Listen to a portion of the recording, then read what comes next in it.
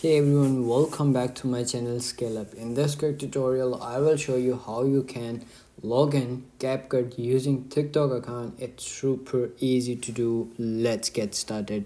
Open up your CapCut app and then you will comes in this page and you have to simply wait until there's gonna be process and skip this ad and go to edit section, or like you have to simply click on me at the bottom and then click on view profile, or like click on the gear icon on the top right corner. But in my case I have logged in, so I will show you how you can do it.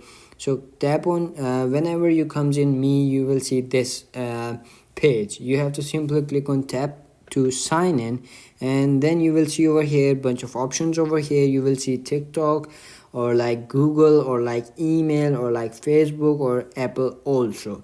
But for the course of the video, we have to log in CapCut by the TikTok account. You have to simply click on the first option, login to TikTok. Simply click on that and then you will pop up in your TikTok, and then you have to simply sign in your TikTok account to TikTok, and then this will be sign in over here. So as you can see, I have logged in with my account. So as you can see, my account is logged in. So that's it. That's how you can log in CapCut by using TikTok account.